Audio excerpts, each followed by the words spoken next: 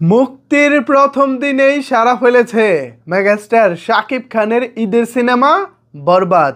আজকে সারা বাংলাদেশের 120টি সিনেমা হলে ছিল দর্শকদের উপচে পড়া ভিড়, সাথে বাম্পার রেসপন্স।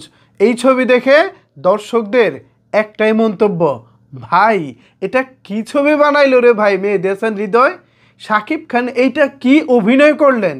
এই ছবি তো একবার নয়, এই ছবি যে একবার দেখবে সে পরবর্তীতে এসে 300 বার দেখবে।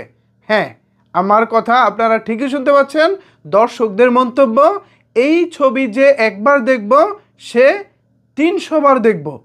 ভাই রে ভাই, এটা আবার কেমন ধরনের কথা।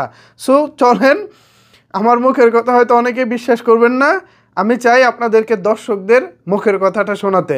তো চলেন আগে দর্শকদের মুখের কথাটা শুনি, তারপর আরও কিছু চমকের কথা আছে, বাকি কথাটা পরে বলবো। বরবাদ দেখছি, সেই ছবি এই ছবি মনে হয় যে একবার দেখবে আর 300 বার আইব দেখতে। একবার দেখছি আমি, আর ঘন্টা আমি পর আবার আমি দেখতে।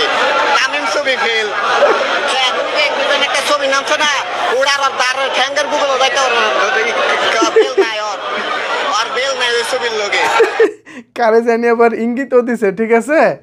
ওই এই ছবি উনি একবার দেখছে, আবার ঘন্টাখানেক পরে তিনি দেখতে আসবো। পাশাপাশি তিনি মন্তব্য করেছেন এই ছবি যে একবার দেখব সে 300 বার দেখব। মানে কি আসলে বরবাদের মধ্যে কি আছে? আপনারা যারা ইতিমধ্যে বরবাদ দেখেছেন একটু কমেন্টস করে জানান বরবাদের মধ্যে আসলে কি আছে।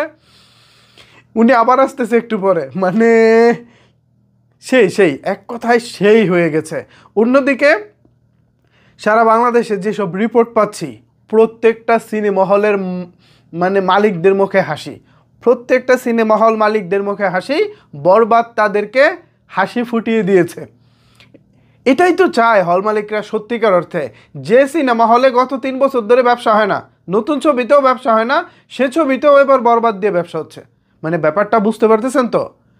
প্রিয়তমা, রাজকুমার কিংবা তুফান উক্ত হলগুলোতে যে পরিমাণের ব্যবসা দিতে না পারে, ব্যবসা দিতে পারেনি, এই পরিমাণের ব্যবসা সেই জায়গায় আজকে বরবাদ ওই ব্যবসাটা দিয়ে দিচ্ছে।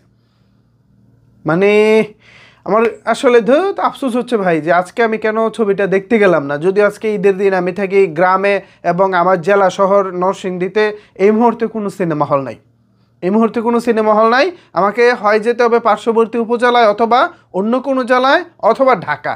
সো আমি চিন্তা ভাবনা করতেছি ঢাকায় যাব। তো দেখা যাক আমি আগামীকালকে ছবিটা আসলে দেখতে পারি কিনা, আমার ভাগ্যে আছে কিনা। সো আপনারা যারা দেখেছেন তারা কমেন্টস করে জানান, এবং যারা দেখেননি তারা কবে কোথায় দেখবেন সেটাও চাইলে নিচের কমেন্ট বক্সে জানাতে পারেন। ধন্যবাদ সবাইকে এতক্ষণ আমার সাথে থাকার জন্য।